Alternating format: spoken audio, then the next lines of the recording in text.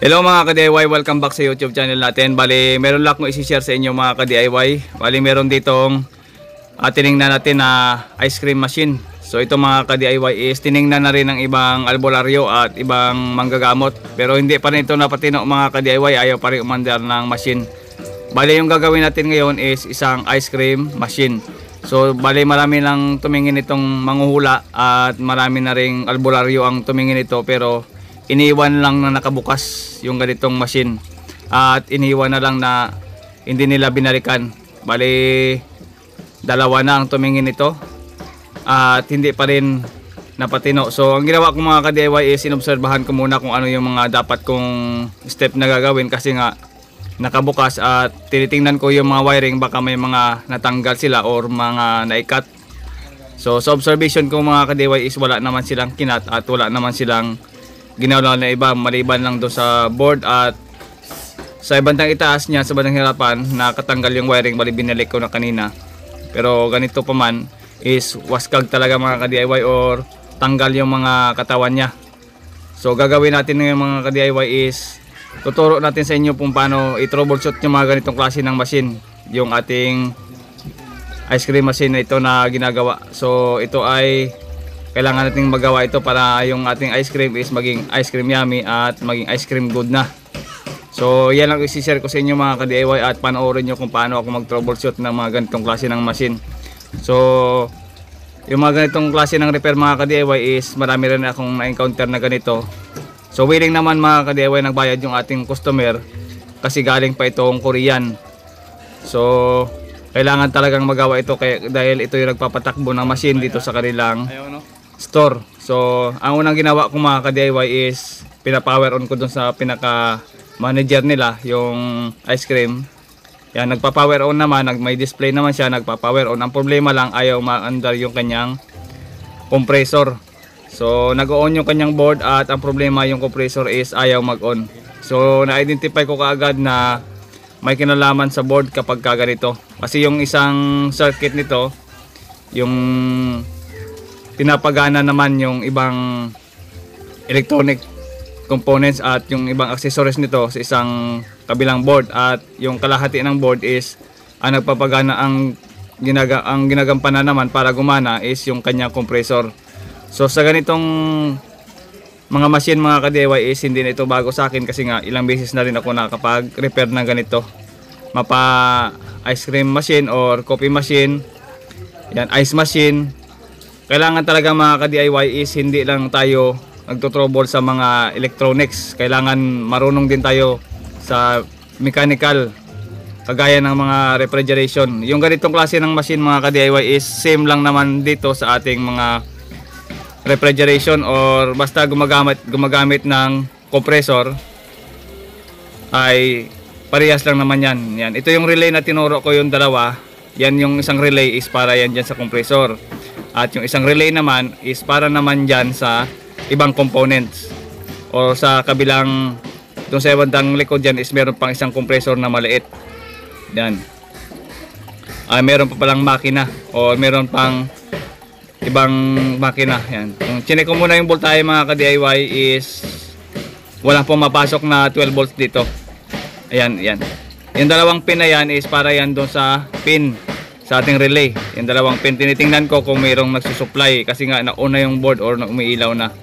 So dito naman sa kabila mga ka-DIY is wala namang supply. Pareha silang dalawa na wala ring supply. Yan. So kapag ganito mga ka-DIY is walang supply itong dalawang relay nyo, ito yung unang ito-trouble nyo kapag nagbi-blink naman yung indicator na yan. So ang titingnan nyo is yung supply ng relay. Ngayon is ipapower on ko para makita nyo na pumasok na yung supply dyan.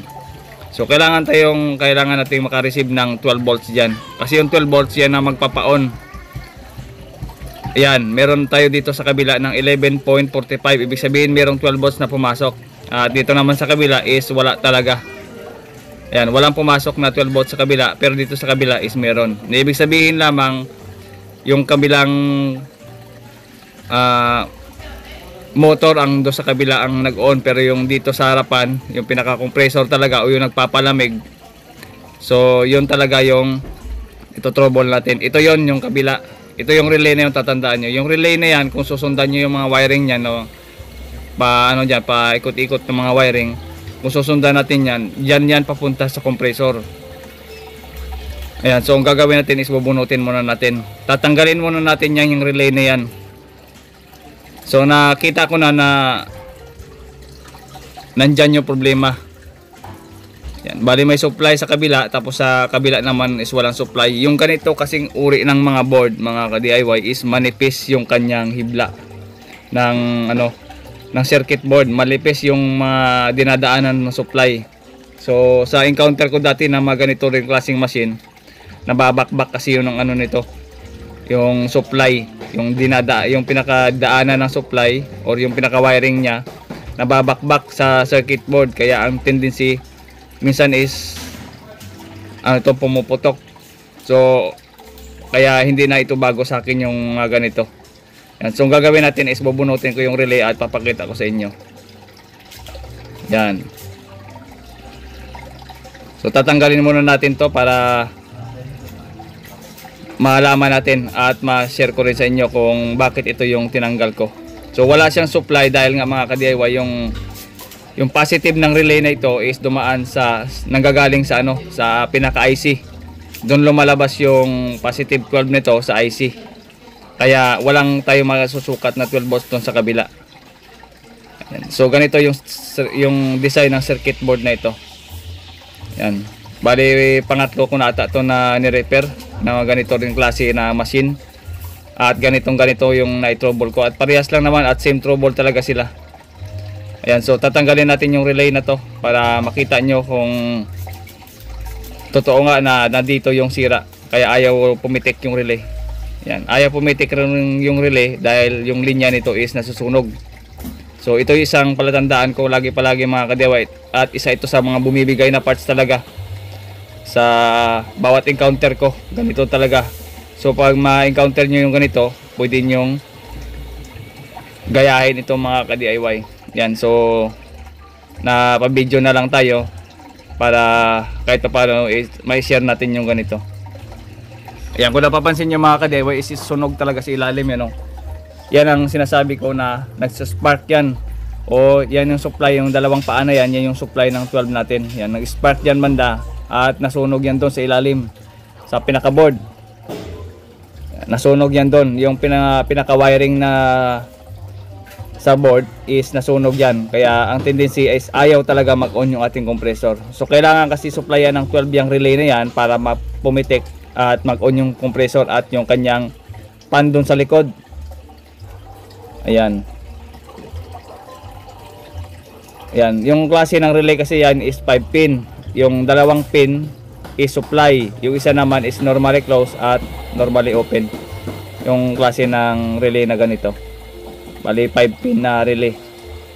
Yan, pwede naman i-convert. Pwede naman i-convert yung relay na ito kapag masira. Basta mga relay is pwede na ko-convert yan sa ibang type din ng relay kung wala kayong mga spare na ganito. Pero sa tingin ko mga ka-DIY is okay naman yung relay, kaya ang ginawa ko na lang dito is nagwa-wiring na lang ko. Yan, bali aktualan ko muna ng wiring. Nagtuwala ko ng wiring dyan. Bali nilinisan ko muna yung ating board. Yan. Ang ganitong board kasi sakit nito is manipis ang kanyang mga hibla, kaya madali itong maputol. So after ko noon mga ka-DIY na malinisan siya sa board, ayan, yan o, pumutok yan dyan sa ilalim. Sunog yan dyan sa mga lines na sunog. So dito mga ka-DIY is yan, yung wire na yan na dalawa, yung positive at negative. Ayan, yan, positive at negative yan na supply na positive 12 volts. Yan, yung ating positive 12 volts ay isi-supply natin dito sa dalawang paa niya. Yan. Kumuha lang ako ng ground, tapos ang positive is i-connecta ko doon sa pinaka IC.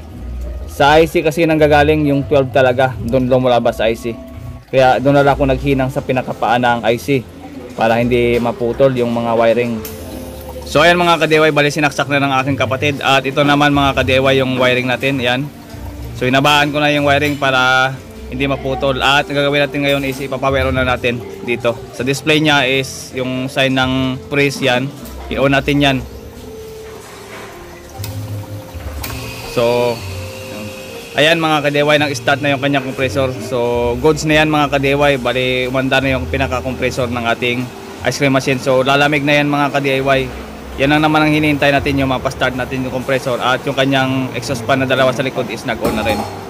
So yan, bali tiningnan ng isang manghuhula at isang albularyo. So ayan, so maraming salamat at nagawa natin. So sana nakatulong yung ganitong klase ng video mga ka-DIY sa ating mga viewers at sa ating mga subscriber. So kailangan talagang magawang machine na to dahil kailangan ng may-ari. So yun lang mga ka-DIY, at maraming salamat sa inyong panonood at pagsuporta sa ating YouTube channel. Bali ice cream good na yan at ice cream yummy. So yan mga ka-DIY, oh, ilalamig na yan. So yung panis na ice cream is lalamig na yan mamaya. So pasalangan na lang natin ng bagong ice cream at itesting na natin yan. So goods na yan mga ka-DIY. Yan, so ganun lang kadali ang mag-repair mga ka-DIY. Importante is ma-share natin kahit voice over, at ma-share natin yung ganitong klase ng mga video, para just in case mga ka-DIY na magkaroon din kayo ng ganitong trouble is magawa nyo rin. Hanggang dito lamang, GM Tutorial. Bye bye.